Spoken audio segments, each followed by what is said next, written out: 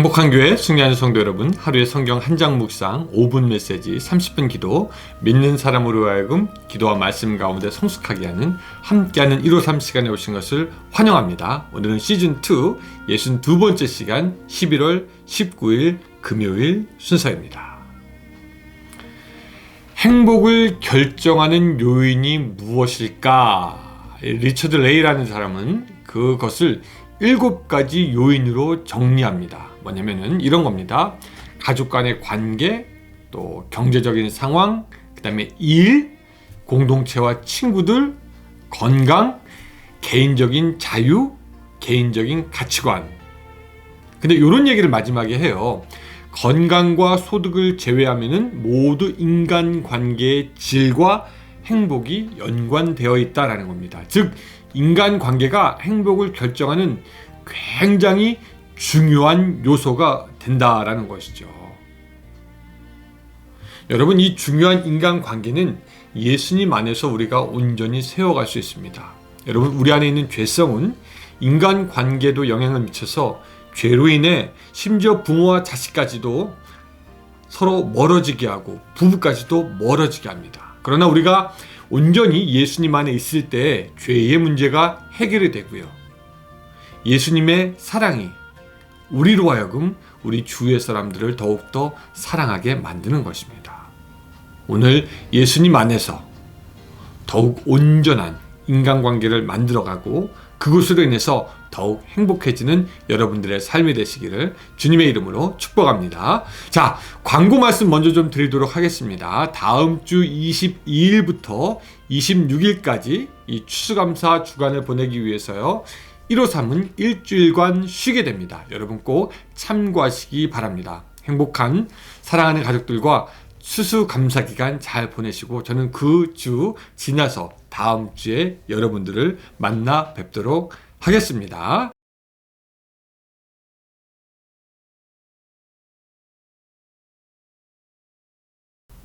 오늘은 누가복음 19장 11절부터 27절까지입니다. 누가복음 19장 11절부터 27절까지입니다. 자, 11절부터 27절 조금 길지만 같이 한번 읽어보도록 하겠습니다. 그들이 이 말씀을 듣고 있을 때에 비유를 더하여 말씀하시니 이는 자기가 예루살렘에 가까이 오셨고 그들은 하나님의 나라가 당장에 나타날 줄로 생각함이더라. 이르시되 어떤 귀인이 왕위를 받아가지고 오려고 먼 나라로 갈 때에 그종 열을 불러 은화 10문화를 주며 이르되 내가 돌아올 때까지 장사하라 하니라. 그런데 그 백성이 그를 미워하여 사자를 뒤로 보내어 이르되 우리는 이 사람이 우리의 왕됨을 원하지 아니하나이다 하였더라. 귀인이 왕위를 받아 가지고 돌아와서 은화를 준 종들이 각각 어떻게 장사했는지를 알고자 하여 그들을 부르니 그 첫째가 나와 이르되 주인이여 당신의 한 문화로 10문화를 남겼나이다. 주인이 이르되 잘하였다 착한 종이여 내가 지극히 작은 것에 충성하였으니 10고을 권세를 차지하라 하고 그 둘째가 와서 이르되 주인이여 당신의 한 문화로 5문화를 만들었나이다. 주인이 그에게도 이르되 너도 5고을을 차지하라 하고 또 한 사람이 와서 이르되 주인이여 보소서 내가 당신의 한 문화가 여기 있나이다. 당신의 수건으로 싸두었나이다. 이는 당신이 엄한 사람인 것을 내가 무서워함이라. 당신은 두지 않은 것을 취하고 심지 않은 것을 거두나이다. 주인이 이르되 악한 종아 내가 내 말로 너를 심판하노니 너는 내가 두지 않은 것을 취하고 심지 않은 것을 거두는 엄한 사람인 줄로 알았느냐. 그러면 어찌하여 내 돈을 은행에 맡기지 아니하였느냐. 그리하였으면 내가 와서 그 이자와 함께 그 돈을 찾았으리라 하고 곁에 섰는 자들에게 이르되 그 한 문화를 빼앗아 10문화 있는 자에게 주라 하니 그들이 이르되 주여 그에게 이미 10문화가 있나이다. 주인이 이르되 내가 너희에게 말하노니 무릇 있는 자는 받겠고 없는 자는 그 있는 것도 빼앗기리라. 그리고 내가 왕됨을 원하지 아니하던 저 원수들을 이리로 끌어다가 내 앞에서 죽이라 하였느니라. 아멘. 오늘은 우리가 비교적 잘 아는 10문화의 비유를 같이 좀 살펴보려고 합니다. 당시에 예수님 옆에 있었던 그 제자들과 사람들은요, 예수님께서 의도하지 않은 한 가지의 오해를 하고 있었는데, 그것은 하나님의 나라가 당장에 이루어질 줄로 생각했던 것입니다. 그래서 11절에 보면은 이런 말씀이 있죠. 그들이 이 말씀을 듣고 있을 때에 비유를 더하여 말씀하시니, 이는 자기가 예루살렘에 가까이 오셨고 그들은 하나님의 나라가 당장에 나타날 줄로 생각함이더라. 예수님이 예루살렘에 점점 가까우니까 사실은 십자가의 길을 가기 위해서 오시는 건데, 그들은 하나님의 나라가 당장에 나타날 줄로 생각했던 것입니다. 우리가 잘 알지만 예수님께서 오심으로 하나님의 나라가 왔습니다. 하나님의 통치가 시작되었습니다. 그리고 이미 하나님의 심판이 임하였습니다. 그런데 한 가지 우리가 기억해야 할 것은, 하나님의 나라가 오긴 했지만 완전히 다 이루어지지는 않았다라는 것입니다. 이것을 사람들은 영어로 already but not yet 이라고 이야기를 합니다. 이미 왔지만 온전히 이루어지지는 않고, 예수 그리스도께서 이 땅에 다시 오시는 그때 하나님의 나라는 드디어 온전히 이 땅 가운데 임하게 되며 새하늘과 새 땅이 시작되게 되는 것이죠. 그러니 신약의 예수님의 때에 살았던 사람들은, 또 지금의 우리까지는 이미 온 하나님의 나라와 아직 다 완성되지 않은 하나님의 나라 중간에 살고 있는 것입니다. 이미 하나님의 나라가 왔지만 아직 다 오지 않은, 완성되지 않은 하나님의 나라의 중간에 살고 있습니다. 그 이중적 하나님의 나라에 살고 있다, 그렇게 이야기를 하기도 합니다. 이 사실을 주님은요, 비유로 이렇게 말씀하시죠. 어떤 귀인이 왕위를 받아가지고 오려고 먼 나라로 떠나게 되었다. 이 사실은요, 역사적인 사실을 바탕으로 둔 이야기입니다. 당시 헤롯이 죽고 그의 아들 아켈레오가 왕위를 계승받기 위해서 로마로 떠납니다. 왜? 로마의 인정이 필요했기 때문이죠. 그런데 당시 유대인들은 이 아켈레오를 미워했어요. 50명의 대표를 뽑아서 아켈레오 몰래 로마로 보내서 아켈레오가 왕이 안 됐으면 좋겠다, 그 로마의 황제에게 이야기를 합니다. 아켈레오가 왕이 되는 것을 원하지 않았던 것이죠. 그것을 14절에서는 이렇게 비유적으로 말씀하시는데요. 그런데 그 백성이 그를 미워하여 사자를 뒤로 보내어 이르되, 우리는 이 사람이 우리의 왕됨을 원하지 아니하나이다 하였더라. 실제 역사상에서는요, 이 아켈라오가 왕위를 받아오는 것에 실패합니다. 그러나 주인은 여기서 아켈로와는 다르게 자신의 종들에게 문화를 주어서 일을 하게 하고 또 왕위를 받아 가지고 오는 것을 성공합니다. 여기서 주인은 누구냐? 물론 예수님을 이야기하는 것이죠. 자, 그리고 주인은 가기 전에 종 10명을 불러서 각각 그 한 문화씩 주고 그것으로 장사를 하라고 합니다. 한 문화는 지금으로 말하면 노동자 3개월의 그 봉급에 해당된다라고 합니다. 지금 돈으로 어림짐작 해보면은 종 한 명이 그래도 10,000불 정도 받지 않았을까, 그렇게 생각을 합니다. 근데 그 중에 어떤 종은요, 주인이 돌아올 때 장사를 해서 10문화를 남기고, 다른 어떤 종은 5문화를 남기고, 또 어떤 종은 그저 자신이 처음에 받은 한 문화 그대로만 주인에게 되돌려 준다라는 이야기가 오늘의 이야기이죠.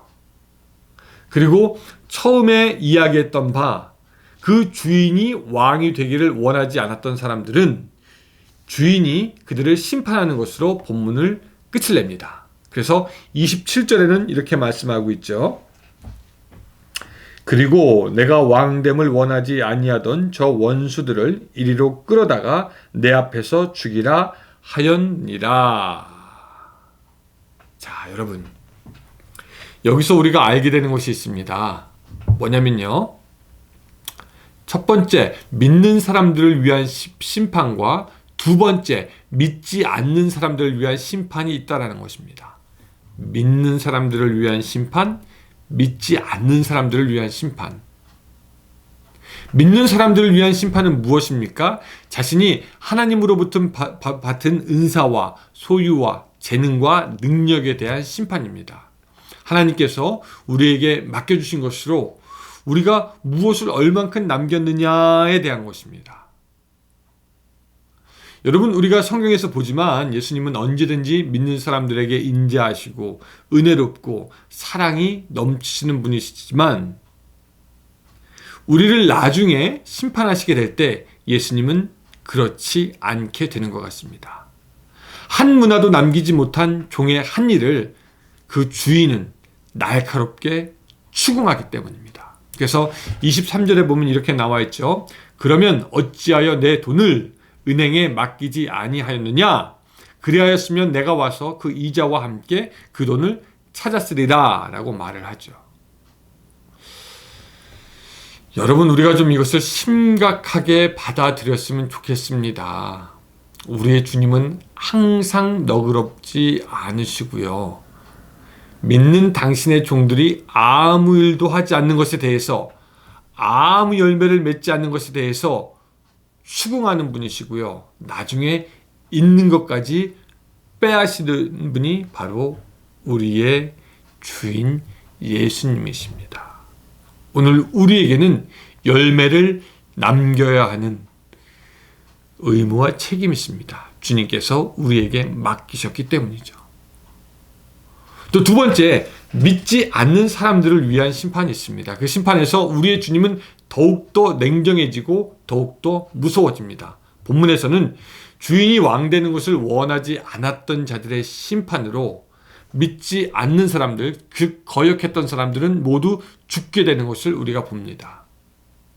이것을 보고 어떤 사람들은 사랑의 예수님이 어떻게 그럴 수 있느냐라고 하지만 사실 그 주인에게 반역하고 거역했던 사람들, 믿지 않는 사람들은 예수를 죽인 사람들이고 반역한 사람들이고 그리스도의 나라에서 사실 그들 스스로가 같이 살 수 없는 사람이라는 것을 알게 됩니다.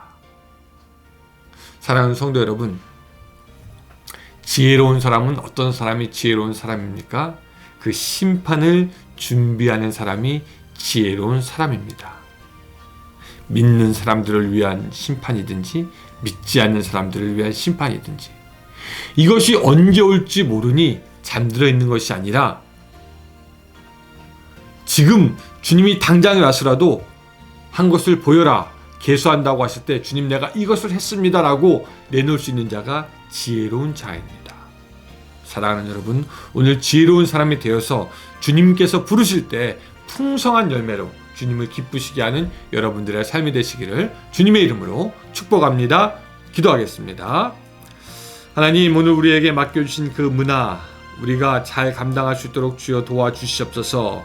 우리 삶을 살아가면서 그냥 주님이 주신 모든 것을 그냥 누리고만 허비하고만 있지 않도록 도와주시고 그것으로 인해 더 큰 열매로 하나님께 기쁨을 드리는 우리의 삶이 될 수 있도록 도와주시옵소서. 예수님의 이름으로 기도드리옵나이다.